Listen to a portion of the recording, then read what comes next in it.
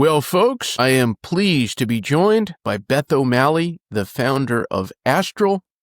She is an unstoppable force in CRM and email marketing, and she can help you accentuate the good things that email can offer and eliminate the not so good. Beth O'Malley, you were on one of our webinars, which I think was a smashing success, and so I had to speak with you one-on-one. Thank you so much for coming on here. Thank you, Paul. It's a pleasure to be here. Anything email or CRM, I will talk about all day. So this is perfect. Well, I'm glad you think so. I've done my homework. I've watched a lot of interviews. You have become a much in-demand authority on email. And there's something that I've noticed, and I hope this doesn't in any way come across as anybody like I think of myself as an expert, because I certainly don't. But when you're observing certain companies, there are some companies, they have such a good approach to email. You hear them talk about it, you see the way they think about it, and you immediately get this idea, these people get it. And then there are some of them that you kind of realize that their approach to email maybe needs a little bit of a polish. What can someone say to you, Beth O'Malley, that makes you think they get it? This company, they understand. Okay, so probably the first thing I'd say on that subject is the people that do the different things that make me go, they've got it, is they do stuff out of the ordinary. They aren't afraid to get to know their customers, their database. They aren't afraid to ask questions to find out more. And I think when I see emails that land and I'm thinking, oh, you've nailed that approach, is that they're not trying to be like everyone else. They're not putting every email as a sales message in brand or B2B. That's my first green flag. I should probably write a list of green flags. Another thing that really makes me go, you've got it, is that I can clearly tell when I've been excluded from other emails and flows because of my last action or where I am in my journey.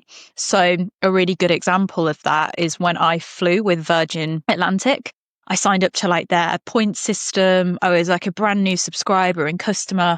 But between that and my flight, I had nothing but helpful info of things I needed to know along the journey. So that for me is a major red flag when you're not trying to send just in case to everyone and try and get as many people in. It's those really nice touch points that aren't overcrowded or shadowed by everything else that you want to send out. So less is more. That's always a really green flag. Accessible design is a huge green flag. I think you've really thought about this. You've gone above and beyond. And emails that aren't completely written by ChatGPT and they've got some tone, they've got some feel, and it feels like they know me. They've listened to me. They're sending this to me because they know me and they know what I'm interested in. They're my ultimate green flags. Yeah. Very good. Well, something I've noticed as I've watched interviews that you've done is you are very much about focusing on myths that, hey, be aware of these myths. Don't buy into them. What's one common myth about email deliverability that you frequently encounter, and how do you set the record straight? Yeah. Okay. First one is that unsubscribes are bad for deliverability. I think this was written by some big names in terms of like email service providers. If you Google it, it comes up on all the major email service provider blogs. And I'm yet to find the source of where this fact came from. But we've all been fed that lie that unsubscribes, we should keep them down. We need to be careful because it can affect deliverability. And it's just not true. Unsubscribes are a very positive signal, if anything. And it doesn't matter how many you get in your email, although they feel horrible and it might hurt your ego a little bit. It doesn't matter if you get like 20, 30, that won't impact deliverability. And I think that for me is something I'm trying to shout from the rooftops. Like, please don't worry and don't be so obsessed with that. What you need to be worried about is your spam complaints. They are the things you do not want 20 of, for sure. Absolutely. Is it really possible to turn a stagnant email list or a stagnant campaign into a revenue driver? Yeah, always. I always get told it's not possible, email doesn't work for us, or B2B business, our sales cycles are so long. Email for me is an assister and an impact ecosystem. It's really hard in some businesses to directly attribute revenue because there's so many touch points, right? And it's like multi-channel and It's so difficult, but I fully believe, and I've worked with over 50 industries now, and I'm yet to come up against my match where it's not done something to influence the revenue or assist the revenue. I think the approach is really important more than the little things that you're doing, like the send time. Everyone's so focused on send time. How many emails should I send rather than the approach, which is this going to move that person forward in the right direction based on what we know about them? And it's all about knowing your audience. That's literally it. So if anyone's unsure about, oh, I don't think it works for us, or don't look for that direct sale, every email should make an impact. And if you start thinking like that, it takes the pressure off as well, marketers, because you're like looking at every single email going, why did no one buy? Why did no one sign up? But yet you'd be surprised over time the impact that it has had on revenue. And if you were to stop, you would watch that revenue go down for sure. You've said something interesting here about someone who says email doesn't work for us. Somebody I was speaking with not long ago, her name is Sarah. I could tell an incredibly brilliant business person, very hardworking. There's no doubt about it. And she spoke about her lemonade stand. And she said, well, Paul, doesn't apply to us. We're at a different location all the time. We don't need that. And I have to admit, Beth, I was speechless. I didn't know what to say. So I just sat there. What should I have said?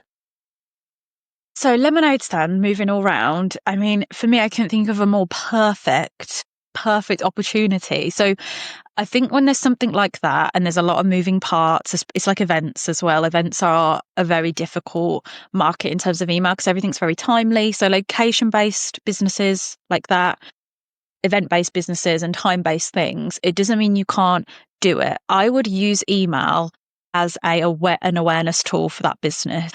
Everybody likes lemonade, right? Lots of people like lemonade. So I would use that as an opportunity to talk about lemonade in a way that no one else has spoken about lemonade. Because you know what? You never know when you send an email who looks at that, goes to the pub on a Friday and talks to their friend about it who lives up north, who that's where the next lemonade stand's going to be. So for me, I would completely flip it on its head and say, it's not about directly trying to sell to people, and it's about impact and it's about awareness. Now, that lemonade stand, that lemonade strategy for email, they've got to have something worth engaging with. So again, there needs to be an offer or some sort of value exchange there to get people to open and click, because we need some of that, right? For deliverability, we need that engagement. But overall, it's a challenge I'd take up, to be honest. Like I would love to I like making bets with companies that they say, we can't. And I'm like, we can do it. So that's what I would do. I would genuinely be like, well, you are in a very niche space. You could talk about something very niche and probably get a lot of attention, because guess what? There's no one in my inbox talking about lemonade. So yeah. Very interesting. You are completely undeterred. I try to be. Maybe, I don't know what would throw me off. Maybe, I don't know. I'm rarely speechless, Paul. Well, Sarah Lee, there you go. Now, you talked about green flags earlier. I want you to imagine someone's email marketing their campaigns as a ship, and it is headed for the rocks. What are the red flags that you see that a company's email marketing is headed for a certain disaster? My gosh, how long have we got? We're going to need more time. Okay, the first and foremost, now you might not see this direct. I think I've got used to seeing it, and I speak to so many marketers on a daily basis. So it's very obvious to me there's a huge problem. The first huge red flag is leadership in a lot of businesses. Marketers are forced to send to more. And you can tell the emails that are very broad. And this is really awful, I'm sharing this. I have 25 inboxes that I have to run lots of tests myself. So I'm a customer on some, I'm a subscriber on some, I'm a lead on some. And I think there's only been 2 cases with businesses that I've tested that have sent me different messaging depending on my segment where I sit. And you can feel when you have been broadcast to.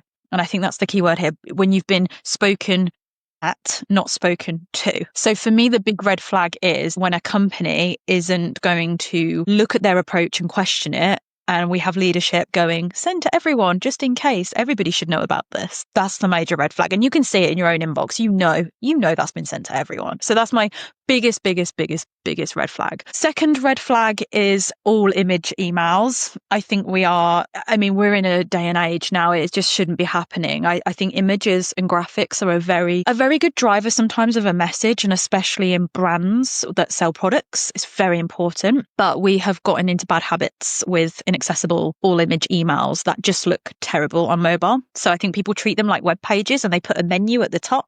And I'm like, what are we doing? So that's another red flag. Sending to all every time, like I said, that's another red flag. What else is another red flag? I think a big red flag when I work with marketers is when they are staring at the open rates.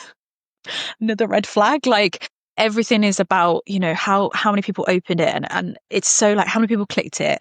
That's going to tell us if it's good or bad. And for me, like, as I said at the start, it's all about impact.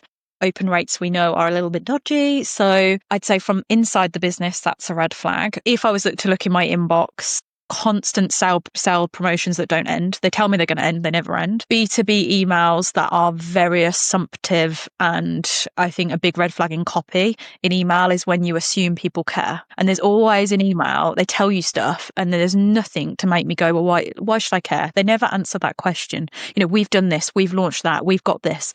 Can you do this for us? Can you fill out a survey? So a lot of us and not a lot of you. I could go on all day, Paul, like there's so many, but I think just the approach is the big one for me. If you aren't willing to experiment and innovate and push the boundaries and stop doing what everyone else does, because the inbox looks the same, right? Like, I don't know about yours, but all my emails are pretty much the same, and it's a bit rubbish.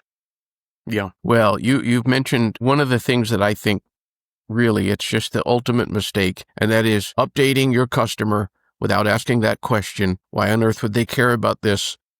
My financial institution, who I never name, but I pick on constantly, their emails have reached a comedic level. I mean, they will send emails to tell you that they've installed new hand dryers in all of their locations. They said that was one of the last ones they sent. And I'm talking, this is a huge list.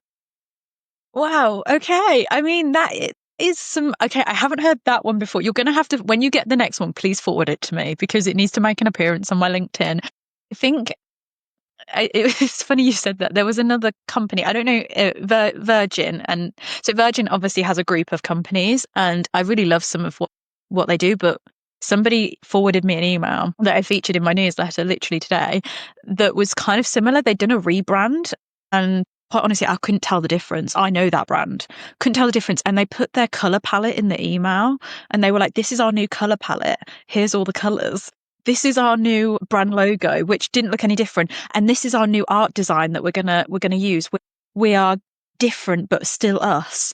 And it was a classic case of, why do I care? Why do I care? Like, you haven't told me anything. Like, just stop sending it. So there's a lot of, I think it comes down from leadership. I'm going to say, I don't know many marketers that think that's a good idea, but we're doing all this stuff. People want to know about it. And no one's ever said they want to know about that. So hand dryers is like a new extreme. That's mental. Yeah. In my more idle youth, I would have called them and asked questions just to see how long I could keep the call going. There was something that you said, and I thought, okay, this, I totally have a whole new perspective. So I'll ask you, how would you respond to someone at a company who says, we have just cut half of our list. We have 100,000, we've cut half of them. What would you say to them? Why? Why, first of all, what's the reason for cutting it? Because maybe they're cleaning out their data. I'd want to understand why. I'm very much I'm a why person. I'm very annoying with my clients that I work with because I'm constantly like, yeah, why? So the first thing I'd ask is why. What are they trying to achieve by that? Because there's a lot of information online. Send to less, segment, send personalized emails. I always think that sounds very generic. Like, what does that actually mean? Why should I cut down? If they had a list of 100,000 people and only 20% of that list was disengaged and the rest of it was, highly engaged, they were a mix of customers, they were engaging, I'd say don't cut down your list. Do not cut down that list. You have got a brilliant list. If that 100,000 is a pile of people in there that they don't know anything about anymore, they haven't really interacted with anything, they haven't bought for a very long time, they haven't done anything, then hurrah, get rid of that majority of that list. And my rule of thumb is I'm yet to be wrong, but if ever I work with a business, I always put a bet on. I'm like, I bet we can get rid of 20% of your list or 30% of your list. And we pretty much do. So I think I'd want to know the why, Paul, without being difficult. I want to know like why they're doing that. Like, what do you think that's going to achieve? And go from there. What I think is interesting about your answer is that your immediate reaction isn't that that's a bad thing. And you said something very interesting. I think we could get, because all too often someone will say, well, guess what? We've just hit 50,000. So yeah, you should be impressed with this. Yeah. Oh, 50,000. I mean, listen, a list is a list. I try and take the list building very much like I launched my newsletter this year, which has been 3 years on the to-do list. And, I think because it's my business and it's my name on the line, it's very much can Beth walk the walk sort of thing. So when I'm building it, it's nice to see those numbers come in, but I see when people come in and I know that they're not going to enjoy that newsletter. I know that this isn't probably something they're going to make the most of. So I think when people say, we've got 100,000 people on our list, to me, that means absolutely nothing. Like it means nothing. And I think another common mindset towards email addresses is I'm pretty sure this happens around the globe, but when someone gets access to someone's email, like a business that, we've got this person's email, we're going to get that list with all those people. Everyone gets so excited, like it's gold dust. Like we've got these people's emails. And I'm like, I kind of laugh a little bit because I'm like, yeah, what are you going to do with it? Like, what are you going to do with it? And then it flops. So it didn't work. Email doesn't work for us because we emailed them all and no one replied. And you're like, well, just because you have a list of people's personal details, it doesn't mean anything unless you know what to do with it and how to maximize it. So for me, I don't care if your list is 1 million people or 50 people, we can do something with it. But chances are size means absolutely nothing in the email world, to me anyway. Mm-hmm. What unconventional tip would you give for someone who wants to stand out in the inbox? Okay. So I've talked about approach a lot. I think the first thing is I'm not a tips and tricks kind of girl. And I think because you see it online, don't you? Someone's like, I've tried this and then everybody does it. I've got loads of opens and then everybody does it. So I think email trends can be really difficult, but an unconventional approach, maybe let's take that, is to stand out. The best thing you can do is a pattern interrupt email. And I read about this kind of pattern interrupt started more on like social. So it was like to try and stop the scroll because everybody sees the same things. So you can kind of apply that to email. And that basically means creating something that people don't expect from you. So I think people underestimate the fact that when their name is seen in the inbox, whether it's a brand or you're sending it from a person, even if that person doesn't open, even if that person deletes, it still takes a few brain cells and a few wired connections to register that. So they're seeing it, nothing's piquing their interest, they're kind of scrolling. So a pattern interrupt is essentially an email where someone goes, hang on. But we don't want to drive a negative emotion with it. We want to drive something curious. We want to drive something of interest of what is that? Why have they sent me that? That's different. And then someone opens it. So that could be being creative with the sender from name. Everyone is like, send from a sender friendly name. I think, yes, don't do anything completely wild. But an example of something I've done with my email list is I think it was like just under 20% of people that signed up right at the start have stopped kind of opening, right? And they've stopped engaging. So I was like, you know what? Why have you signed up? Let's do something different. So my from name completely changed. I actually sent it from the queen of email. Like I just changed the from name. I also changed the subject line to something quite daring and a bit like they're going to want to open it. I can't remember what it is at the top of my head. I'll find it. And then inside the email, you need to carry that on.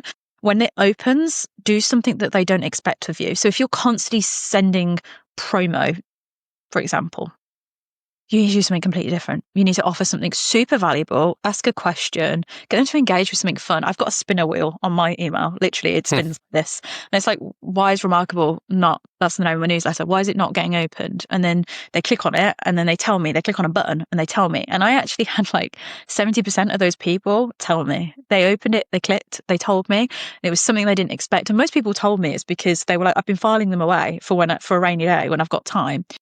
But the pattern interrupt is so different because people don't expect it. So you've got to be a little bit wild with it. You've got to be okay with pushing the boundaries, but always test it on a small pot first. So take a little pot, see how it goes. Because if you get some negative signals, negative feedback, you can then not roll it out. But yeah, I think that's my unconventional thing, is just try something a bit daring that's not going to drive a negative emotion.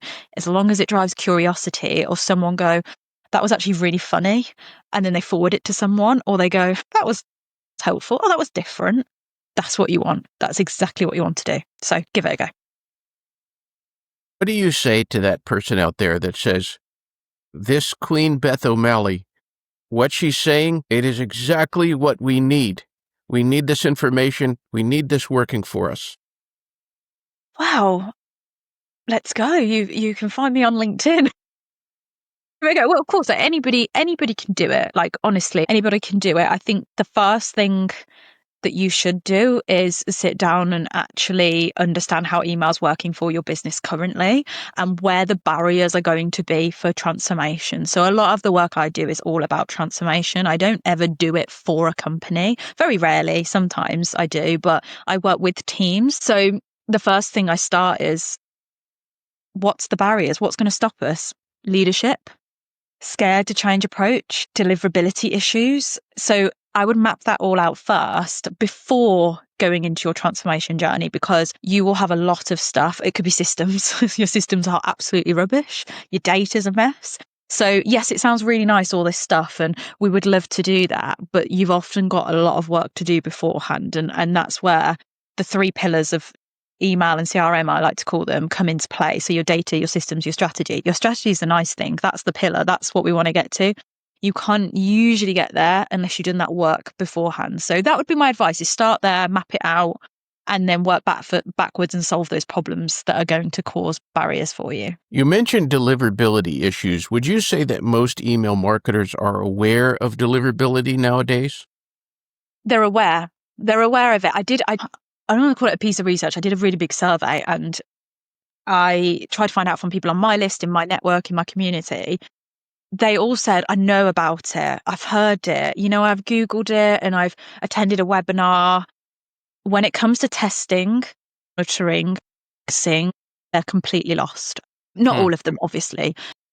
Completely lost. So I kind of took it upon myself to try and put stuff out there, especially like masterclasses and things. And obviously when I did the webinar with you guys, to give something that's so practical, that makes so much sense, that people can do. Because like, honestly, I think people are like, they read about it.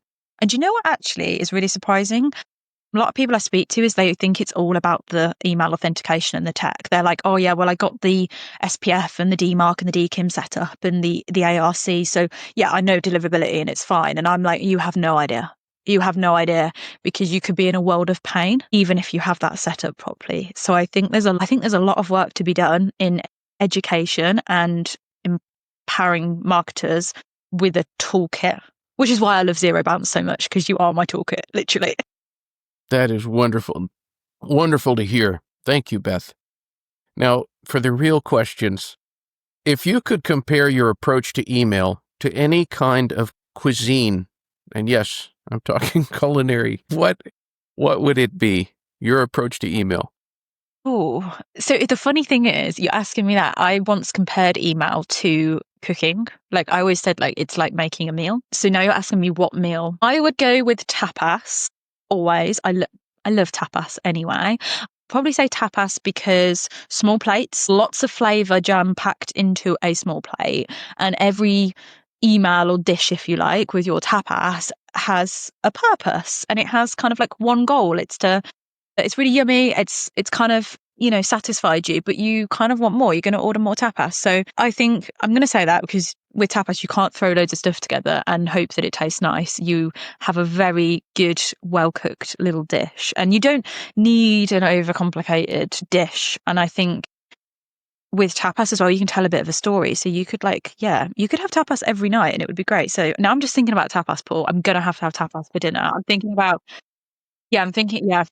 it. So yeah, I'd probably say that, because I think email is not about having a big meal and like biggest mistake I see, another red flag going back is trying to cram everything in. And it's like, we'll talk about this and then we'll just put this banner in and then we'll throw that in just in case they might see that we have this subscription offer. So we'll put that in. Tapas isn't about that. It's just like we would do one thing really, really well and make it taste really, really nice. So yeah, tapas. Let's say that. That's really good. And tapas they can't rely on a hearty portion. It must be wonderful because there's just a bit of it, A bit of it, yeah, of Right. course. And you could double on your tapas. I'm thinking a longer email. I don't know, but yeah, Right. it's like, yeah, it's not going to leave you feeling like, when you've eaten too much in your soup. I don't think I've ever had that with tapas where I've like overeaten and been really, really full. And that's how I like to treat email: is never overdo it, always underdo it, and then you can start to build on top of it. Excellent. Well, my last question, I love this question. I usually enact what the person says that day. What can anyone who's reading this or watching this do to make today better? In general. Today. Yeah. What can they do to make their day better? I think if you're a marketer reading it, I'm going to keep it on the work thing. I could go all like spiritual, but we'll stick to that. I think stop being really hard on yourself, because I know what it's like to be on the other side. I mean, my world and my problems are a lot different now. I'm self-employed, but I know what it's like to be a marketer who is on a hamster wheel, pretty much serving every other part of a business, thinking they're not doing good enough, reading things online, thinking, how do I, like, they make it look so easy, and just, you are doing enough. Your open rates don't matter. Your click rates don't matter. You are doing a great job. So just stop for a second and give yourself a little pat on the back, because yeah, it's hard to be a marketer. It's really, really hard. So yeah, you're doing fabulous. Well, Beth, I will enact that advice today. I promise I will not be too hard on myself. Yes, do not. Like we've all got enough going on. We've all got enough going on in our life. We do not need to worry and stress about an email that you sent out wrong. Like, and if it makes anyone feel better, I did that last week or the week before, and I forgot to take off the mobile only blocks, and nothing happened. Nothing bad happened. It happens. So don't worry. If anyone's the biggest email failure, it's me. So yeah. Oh, that's wonderful. And I hope everybody follows that advice today. Thank you so much. Thank you. This has been really lovely, and it's gone super fast, but thank you so much for having me. And I've thoroughly enjoyed talking about everything. I could do it for hours, which is my toxic trait, but yeah. Well, until next time. Thanks, Paul. Thank you.